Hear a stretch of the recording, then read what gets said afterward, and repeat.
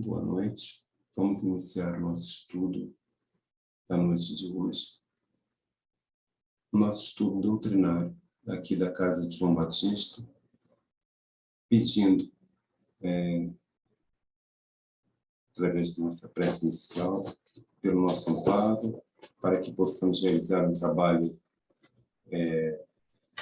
correto, para que haja o entendimento de todos. Então, vamos pedir a Jesus, nosso Mestre amado, aos amigos e trabalhadores da Casa de João Batista, ao nosso mentor, João Batista, para que possamos ter um trabalho doutrinário que chegue até cada um de nós como um grande entendimento do Espiritismo. O nosso estudo da noite de hoje é do Evangelho segundo o Espiritismo, capítulo número 1. Não vim destruir a lei. Ele aborda as revelações de Moisés, Cristo e o Espiritismo, a aliança da ciência com a religião e depois temos instruções dos Espíritos. Bom, vamos falar primeiro de Moisés. Quem foi Moisés? Moisés era um profeta e um legislador. Ele viveu junto a um povo hebreu, um povo indisciplinado, turbulento, cruel, um povo politeísta que adoravam várias imagens. Esse povo, na época, era um povo escravizado, né? Eles eram também muito... um povo muito difícil, né, de entendimento. Eles brigavam muito, né? Havia muitas dificuldades entre aquele povo. E Moisés, sendo o legislador e também um profeta, ele recebeu do amparo do mundo espiritual as 10 mandamentos da lei de Deus, que ela é universal, é uma lei para todos os países, para todo o mundo.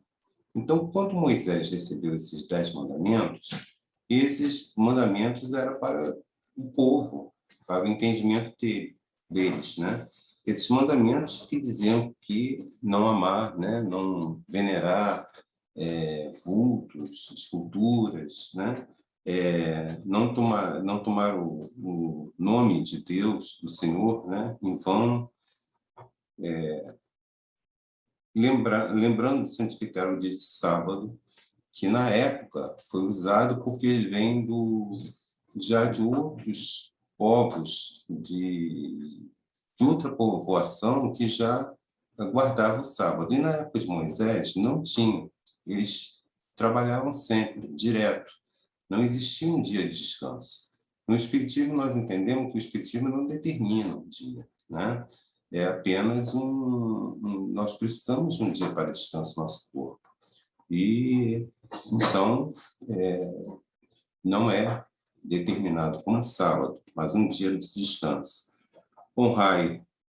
Honrarás teu pai e tua mãe, não matarás, não cometerás adultério, não furtarás, não dirás falso testemunho contra o teu próximo, não desejarás a mulher do próximo, não cobiçarás a casa do teu próximo, nem o seu servo, nem a sua serva, nem o seu boi, nem o seu jumento, nem outra coisa alguma que lhe pertença. Bom, essas são as leis de Deus. E Moisés criou mais umas 600 leis que esse é o decálogo, né? E Moisés criou mais umas 600 leis que tinham baseado no temor a Deus, né? Eram leis onde o povo, que era muito difícil, um povo muito conturbado, eles tinham que ter alguma coisa para temer, né? Então, Moisés cria algumas leis que são leis para a época, para aquele povo, né? Que essas 600 leis depois elas foram banidas, né? Somente para aquele povo que estava em confronto, era um povo muito muito difícil de entendimento, então eles tinham que ter o temor, temer Deus, né? É uma lei onde é baseada em castigos, né? Por esse povo ser muito vingativo, muito cruel. Bom, aí vem Cristo, com 1.500 anos depois de Moisés, nasce Jesus Cristo. Jesus diz: não vim destruir a lei, ele veio cumpri-la, desenvolver, dar sentido a esta lei em relação ao povo daquela época. Então, ele veio apenas desenvolver aquela lei, ele não veio destruir a lei, ele veio dar o desenvolvimento à lei. Quanto às outras leis de Moisés, ele modificou-as profundamente. Houve uma mudança grande nessas leis de Moisés, que eram leis de temor a Deus. E Jesus veio trazer o quê? O amor. Ele veio trazer a paz, veio trazer a união. Então, Jesus ainda falou ao povo: amar a Deus sobre todas as coisas e ao próximo como a ti mesmo. Então, ele já vem trazendo o quê? O amor. Amar a Deus sobre todas as coisas e a ti, teu próximo como a ti mesmo. Então, Jesus começa já fazendo essa clareza, né? E acrescenta Jesus: esta é toda a lei e os profetas. Então, ele, aqui no Evangelho, eu vou ler uma parte aqui, e diz o seguinte: por estas palavras, o céu e a terra não passarão enquanto não se cumprir até o último jota. Jesus quis dizer que era necessário que a lei de Deus fosse cumprida, ou seja, que fosse praticada sobre a terra e em toda a sua pureza, com todos os seus desenvolvimentos e todas as suas consequências.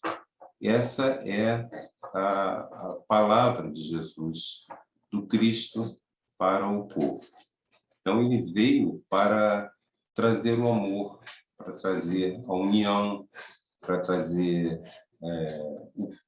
naquele povo o respeito ao próximo, também junto desses ensinamentos, Jesus colocou ali o perdão, né? Para que perdoássemos o próximo. E aí, Cristo veio cumprir as profecias que haviam anunciado o seu advento, porque anunciaram que ia chegar o Messias, que ia trazer uma nova mudança, novos conceitos. E aí veio Jesus. A missão é ensinar aos homens que a verdadeira vida não está na terra, e sim no reino de Deus. Jesus ensina para os homens que a verdadeira vida não é essa aqui na terra. E a verdadeira vida está lá, no alto, né? Está lá em cima, é Deus. Porém, Jesus não falou tudo sobre muitos pontos. Por que Jesus não falou, esclareceu tanto para aquele povo? Porque era um povo também ainda difícil na época de Jesus. Esse povo tinha dificuldade de entendimento. Então, ele simplesmente lançou a semente da verdade, né? A semente da verdade para o povo. Pois o povo, na época de Cristo, ainda tinha essas dificuldades de entendimento. Por isso, ele usou parábolas e alegorias. o que são as parábolas e alegorias? São histórias, né, que Jesus criou dentro da cultura daquele povo, daquela época, daquele tempo. Ele pegou a cultura do povo e foi criando histórias ali para que o povo pudesse ter um entendimento. Ele tinha que falar a linguagem daquele povo, né? Ele tinha que falar da forma como aquele povo vivia. Se ele fosse esclarecer muito mais ali, falar como falavam os doutores da época e tal, o povo não ia entender. Ele tinha que falar uma linguagem mais próxima ao povo. E aí tem a parábola do joio e do trigo, separar o joio do trigo. Por quê? Muitos ali trabalhavam na agricultura, muitos trabalhavam colhendo o trigo, e eles sabiam que era separar o joio do trigo. E ali ele explica que a separação do joio do trigo é separar o bem do mal. E ele também faz a parábola do filho pródigo, né? Que todos sabem que é aquele filho, né, que retorna, né, ali a convivência com o seu povo, com amor, né, com dignidade. Enfim, ele foi usando palavras, maneiras que o povo pudesse entender. Ainda faltava nesse povo o amadurecimento. Eles não tinham um amadurecimento grande para entendimento da forma, né, que Jesus precisava. Ainda era um povo que fazia crucificação. Jesus foi um dos crucificados, mas a crucificação era comum naquela época, era apedrejamento, né? Tanto é que tem aquela passagem de Jesus com Madalena, né, que o povo queria apedrejar e tal. Enfim, era uma coisa muito dura. E ele precisou, então, usar essa alegoria, né, que é uma história, colocar por parábolas para que o povo pudesse entender o que ele estava falando. Os evangelistas foram anotando, né? E aí nós temos várias anotações dos evangelistas que nos deu origem ao Evangelho. Bom, Jesus, então, foi passando para o povo daquela época a maneira como eles deveriam se portar, como eles deveriam tratar uns aos outros, né? Como deveria ser a nossa vida, aquela parte que Jesus ensina de perdão, né? De perdoar. E como perdoar, né? É uma coisa difícil, né? E como perdoar, né? Para aquele povo, isso foi colocado aos poucos, né? Não tinha como explicar como perdoar, como você amar o próximo, né? Como você ter um amor por aquela pessoa que até fez mal a você, e você amar, como que você vai amar alguém que te fez mal? E é muito difícil. Então, ele deixou pincelado muita coisa para o povo. E aí vem o advento do Espiritismo. Nós chegamos aí no Espiritismo, que eu vou até dar uma lida aqui, no início do Espiritismo.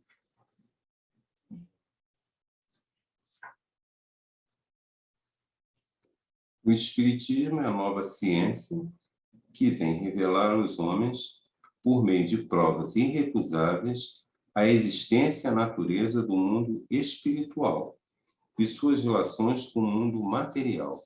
Então, o Espiritismo vem explicar a nossa relação do mundo material com o mundo espiritual.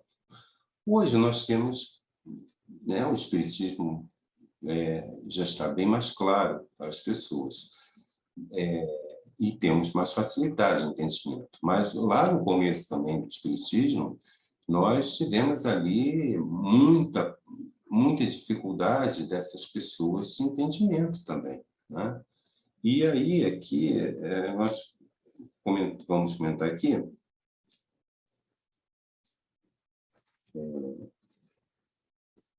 A lei do Antigo Testamento está personificada em Moisés.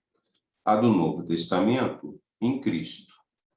O Espiritismo é a terceira revelação da lei de Deus, mas não está personificado em ninguém, porque ele é produto do ensinamento dado, não por um homem, mas pelos Espíritos, em todas as partes da Terra e por inumerável multidão de intermediários.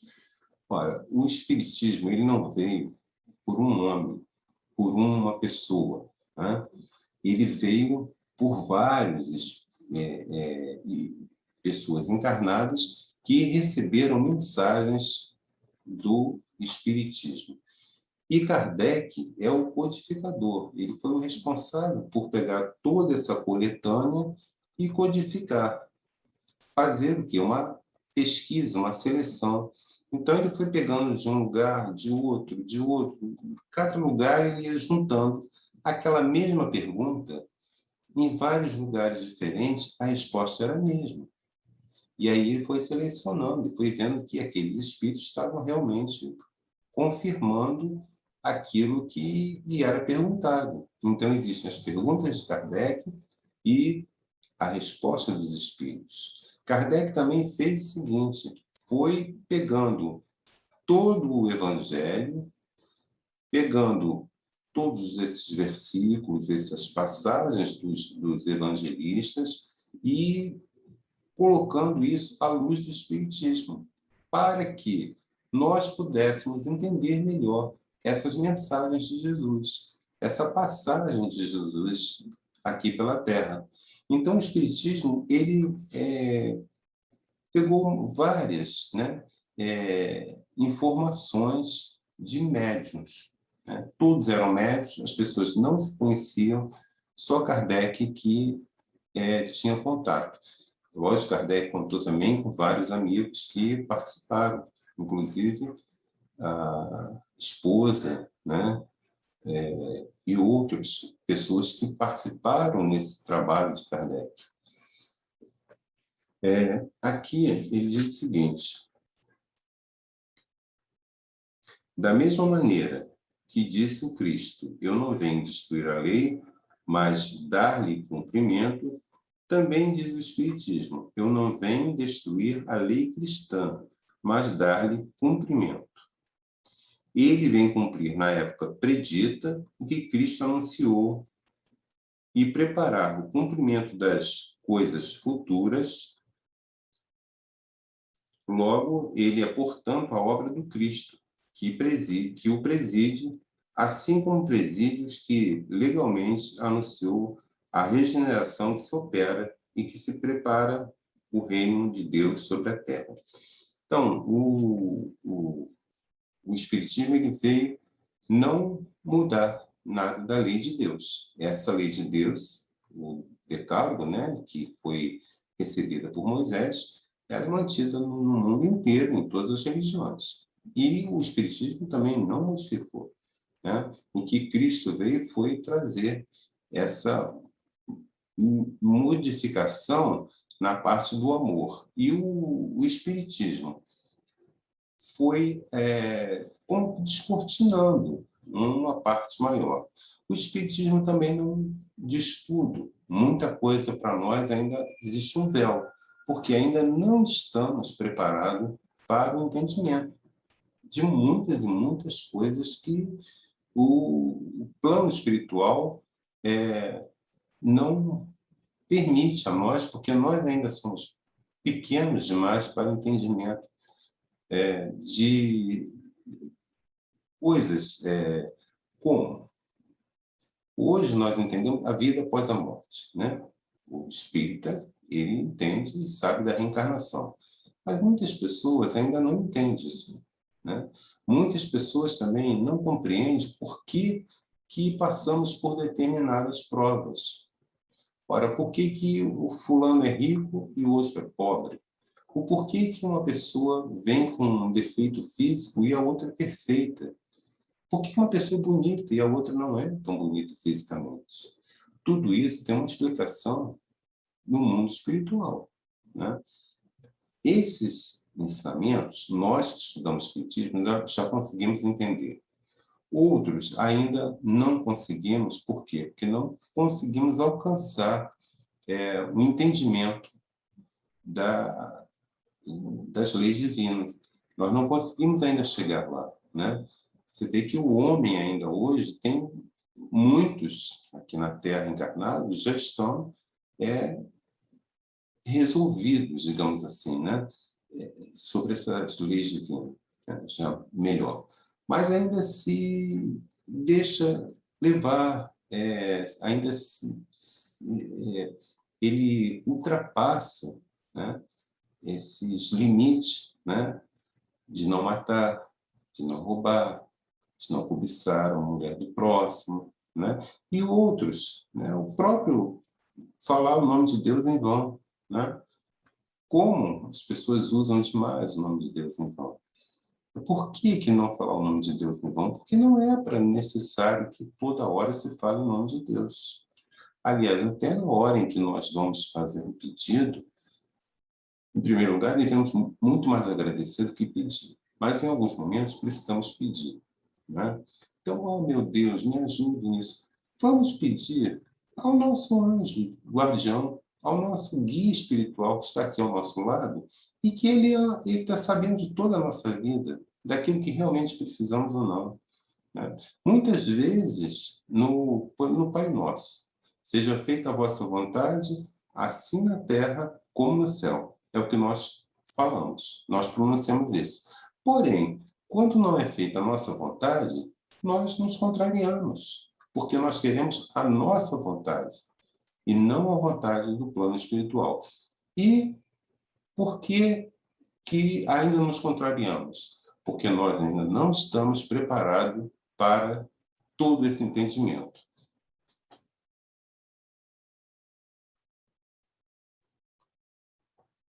Esse plano espiritual, né, ele nos ajuda. Quando nós encarnamos, nós temos todo um plano, um planejamento aqui para a nossa vida aqui na Terra. Quando chegamos aqui, não nos lembramos. Não, nos lembramos sim. Algumas coisas nós temos a intuição de que devemos fazer. E às vezes não fazemos. Ou que não devemos fazer. E aí nós fazemos. Então tem toda essa parte ainda de dificuldade do homem de entendimento das leis de Deus. O Espiritismo ele vem para clarear, para realçar, para dar um entendimento melhor. Por exemplo, quando Jesus disse há muitas moradas na casa de meu pai, naquela época, era para o povo, o entendimento era difícil. O Espiritismo traduz isso aí como há muitas moradas na casa de meu pai, como vários planetas que são habitados e que nós participamos. Nós temos vários planetas, não é só a Terra. Então, as moradas na casa de meu pai são essas aí. Nós temos muitas moradas, né, na casa do Pai, que é de Deus. Perdoar os inimigos, né, que é muito ainda difícil para algumas pessoas, para nós, né, que estamos aqui encarnados, porque todos nós estamos sujeitos a passar por momentos de dificuldades mesmo, de momentos de cair numa tentação, né? Por isso nós pedimos até no Pai Nosso, livrar-nos da tentação, né? De erros, enfim, nós somos cercados. Nós precisamos vigiar e orar sempre, né? Essa parte de amar os inimigos, ou perdoar os inimigos, vamos colocar assim que é mais fácil. Como vai se perdoar um inimigo? É a pergunta. O Espiritismo esclarece que perdoar o inimigo é você esquecer o que realmente ele te fez de mal. Quando você consegue esquecer aquele mal que ele te fez, deixou lá de lado. Não é ignorar ele, não. Porque algumas pessoas pensam, eu ignoro aquela pessoa. Para mim ela não existe, não está nem ali. Mas dentro dela ainda está aquele rancor, né? ele me fez mal, me traiu, ou me iludiu, ou me fez alguma coisa errada, né? Então, esse momento em que nós chegamos a esquecer da seguinte maneira, aquilo que o outro fez, será que vai ter tanto valor assim para nós? O que ele fez de mal a nós? Será que o que nós achamos que ele fez de mal também não foi uma ajuda para a nossa modificação, para a nossa elevação, né? Tem momentos que acontece isso, a pessoa... E depois também você vê que a vida é uma passagem. Nós estamos aqui de passagem, né? Precisamos estar com a nossa mala sempre pronta para a nossa viagem, porque não vamos ficar aqui eternamente. Então, essa parte de perdoar o inimigo é isso. Vamos deixar de lado, porque isso não leva a nada. Eu não vou carregar aquele peso comigo para o outro lado para ter dissabores, sofrer, né? Ter uma outra encarnação com aquela pessoa de novo, ter aborrecimento de novo. Então, na medida em que eu o perdoo, né, tirando aquele peso do meu coração, ele também lá vai ficar mais tranquilo. E nós vamos juntos, né, desencarnar, um dia vamos desencarnar, e vamos estar de bem um com o outro. Essa é a proposta, né? O Espiritismo também nos coloca muita coisa, né, assim, de esclarecedora. Uma dita até foi posta por Kardec: fora da caridade não há salvação. Por quê? Porque nós tínhamos assim, fora da igreja não há salvação. Não, não é assim. Não é fora do Espiritismo que não há salvação. Não é fora da igreja que não há salvação. É fora da caridade que não tem salvação. Porque eu posso estar dentro do centro espírita, dentro de uma igreja, dentro de um grupo religioso, e não ser uma pessoa caridosa, né?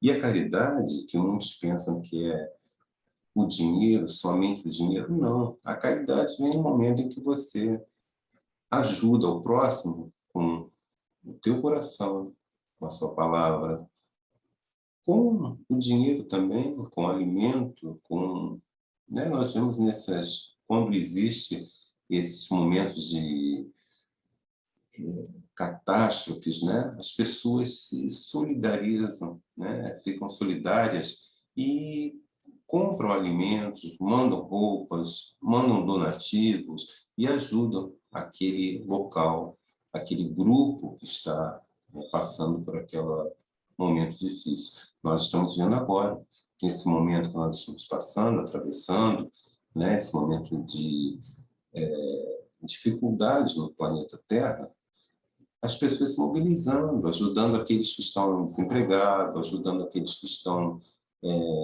necessitando de alimento, né? Enfim, é esse que é fora da caridade, não há salvação. Então, o Espiritismo vem. E Kardec tem uma máxima aqui de Kardec que é o seguinte: reconhece o verdadeiro espírita pela sua transformação moral e pelo esforço que emprega para domar as suas más inclinações. Um verdadeiro espírita, ele tem que fazer a reforma dele moral, né? Vamos ver o que é a moral, né? O caminho da moral, que precisamos seguir. Mas ele vai mais adiante, ele diz aqui, ó, e a transformação moral e pelo esforço que emprega para domar suas más inclinações. Porque se eu tenho uma má inclinação e faço um esforço enorme para não deixar que aquilo ali me domine, que eu caminhe para o lado errado, esse é o verdadeiro espírito, né? Como dizia Paulo, vamos despir o homem velho e vestir o homem novo, né? Vamos partir para uma mudança. Não podemos viver aquela vida toda que vivemos anteriormente, porque nós somos espíritos que já encarnamos diversas vezes. Já passamos por várias encarnações. Hoje nós podemos condenar alguém? Não. Nenhum de nós tem direito a julgar o próximo, embora nós fazemos o nosso julgamento, né? Mas não temos esse direito. Por quê? Porque nós já fizemos, talvez, igual aquela pessoa que está praticando um erro, ou até pior do que ela está fazendo, né? Porque já passamos por várias encarnações, já vivemos várias encarnações. E nessas encarnações, nós já tivemos falhas, como outros irmãos estão tendo agora. E esse momento é um momento em que é dado a esses espíritos todos a reencarnação, a oportunidade, porque esses espíritos que nós estamos vivendo hoje no mundo são aqueles que nós já vivemos no passado com eles. Nós já convivemos. Nós já fizemos... Às vezes nós ficamos espantados com uma atrocidade que o espírito está fazendo. Será que nós não estivemos ao lado dele um dia, participando, fazendo também daquela forma? E fomos mudando, fomos nos modificando, fomos ali, como Kardec diz, domando as nossas más inclinações, e chegamos ao momento agora. Somos santos? Somos perfeitos? Não, não somos. Um pouco perfeitos, ainda precisamos de muitas encarnações. Ainda precisamos passar por muitas encarnações para a nossa melhora. Uns mais, outros menos, mas precisamos ainda, né? Modificar, ser um homem mais evoluído, né? Um espírito mais puro. Isso tudo é através das encarnações. Então, o Espiritismo vem para nos ajudar. Nessa parte da aliança da religião, da ciência com a religião, ele abrange as leis do mundo material e as leis do mundo moral, né? Porque nós temos as leis do homem material, são as leis materiais, certo? E temos a lei moral. E dentro dessa aliança da ciência com a religião, tem uma parte aqui que são chegados os tempos em que os ensinamentos do Cristo devem receber o seu complemento, em que o véu lançado intencionalmente sobre algumas partes dos ensinos deve ser levantado, em que a ciência, deixando de ser exclusivamente materialista, deve levar em conta o elemento espiritual, e em que a religião, deixando de desconhecer as leis orgânicas e imutáveis da matéria, essas duas forças, apoiando-se mutuamente e marchando juntas, sirvam uma de apoio à outra. Então, a religião, não mais desmentida pela ciência, adquirirá uma potência indestrutível, porque estará de acordo com a razão e não se lhe poderá opor à lógica irresistível dos fatos. Ou seja, vamos colocar religião, hoje, do espiritismo, né, mesmo, caminhando com a ciência. Antigamente, era dito assim, todo cientista é materialista, né? Hoje, a ciência já caminha muito com o espiritismo. Nós vemos aí casos que são relatados de pessoas que entram em coma e que depois ela retorna e diz, durante meu coma, eu ouvi tudo que falava, eu ouvi os médicos, assistia isso, aquilo outro, e a ciência comprova. Fora isso, a ciência comprova muitas outras coisas em relação à religião. Elas estão se unindo e vão se unir, né? Então, lógico que é um caminho que não é tão rápido, mas é um caminho que estamos vendo aí chegar. Ciência e religião. Depois, no final aqui do livro, nós entramos nas instruções dos Espíritos que falam sobre a nova era. Deus único e Moisés, o Espírito que Deus enviou na missão de fazê-lo conhecer não somente pelos hebreus, mas também pelos povos pagãos. O povo hebreu foi um instrumento que Deus serviu para fazer sua revelação através de Moisés e dos profetas. Os mandamentos de Deus, que foram dados por Moisés, aborda aqui, a moral ensinada por Moisés era apropriada à época, né? O Cristo, que foi o iniciador da mais pura moral e a mais sublime moral evangélica cristã, né? Cristo, então, veio trazendo o amor. E depois são chegados os tempos, né, que suas ideias morais devem desenvolver, devem criar, tomar uma força maior, que é através do Espiritismo, que torna mais claro toda essa passagem, né? Desde Moisés, Jesus, o Espiritismo veio com uma terceira revelação. Para finalizar, nós temos aqui o Espírito efêmero, que nos dá uma instrução, nos fala sobre o Espiritismo, né? Erasto, que foi discípulo de São Paulo, né? Também fala aqui sobre Santo Agostinho, que foi um dos maiores divulgadores da doutrina espírita, né? Tanto trabalho feito pela doutrina espírita. E aí nós temos vários e vários espíritos que nos auxiliaram nesse trabalho que é a doutrina espírita. Vamos concluindo aqui o nosso estudo e vamos agora agradecer a Deus, ao nosso Mestre Jesus, a casa de João Batista, a João Batista, nosso patrono. Vamos pedir por todos os nossos irmãos que se encontram agora enfermos do corpo, da alma, aqueles que se encontram em hospitais, em casas de saúde, em abrigos, em suas casas.